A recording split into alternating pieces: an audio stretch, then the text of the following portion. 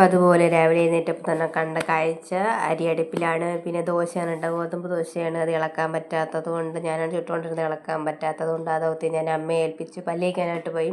പിന്നെ അങ്ങനെ പുളിഞ്ചിക്കയുടെ ഭംഗിയൊക്കെ ആസ്വദിച്ച് തോനെ പുളിഞ്ചിക്ക പിടിച്ചിട്ടുണ്ട് കേട്ടോ. പുളിഞ്ചിക്കൊക്കെ ഇവിടെ അമ്മ ഉണക്കി വെച്ചിട്ടുണ്ട്. ഞാൻ പല്ലേച്ചിട്ട് വന്നപ്പോഴത്തേക്ക് അമ്മ ചൂരക്കറി വെക്കാനുള്ള തയ്യാറെടുപ്പിലാണ്. ശരിക്കും പറഞ്ഞാൽ ചൂരമീൻ കണ്ടിക്കുന്നതേ ഉള്ളൂ, അതിന് മുമ്പേ അമ്മ ഉള്ളിയൊക്കെ ഇട്ട് വാട്ടും. ഞങ്ങളോട് ശരിക്കും പൂച്ചയുണ്ടെന്ന് ഞാൻ മുന്നത്തെ ഒരു വീഡിയോ പറഞ്ഞില്ലേ, മനുഷ്യരെക്കാൾ കൂടുതൽ ഇവിടെ പൂച്ചയാണ്. എല്ലാ വീട്ടിലും ഉണ്ട് ഒരു ലോഡ് പൂച്ച. എന്നാൽ ഇവിടെ വളർത്തുന്നതാണോ അല്ല. അതിനിടയ്ക്ക് കാപ്പിക്കുള്ള കറിയും സെറ്റാവുന്നുണ്ട് കേട്ടോ, ഉള്ളിക്കറിയല്ല മുട്ടക്കറി. പിന്നെ ചൂരക്കറിക്കുള്ള മസാലപ്പൊടിയൊക്കെ ചേർത്തിട്ടുണ്ട്. വറുത്തരച്ച ചൂരക്കറിയാണ് വയ്ക്കുന്നത്. അമ്മയുടെ സ്റ്റൈലാണ് വയ്ക്കുന്നത് കേട്ടോ. വറുത്തരച്ചിട്ട് തക്കാളിയൊക്കെ പിന്നെയാണ് ഇട്ട് കൊടുക്കുന്നത്. നമ്മളവിടെയൊക്കെ അതിൻ്റെ കൂടെ ഇട്ടൊക്കെയാണ് വറ്റുന്നത്. അവരവരെ രീതിക്കാണ് വയ്ക്കുന്നത്. പിന്നെ ഒരു ചൂര ഉണ്ടായിരുന്നു, നല്ല ഫ്രഷ് ചൂരയാണ് കേട്ടോ. ഇന്നലെ ഇവിടെ ഒരു ആൻറ്റി കൊണ്ടുവന്നതാണ്.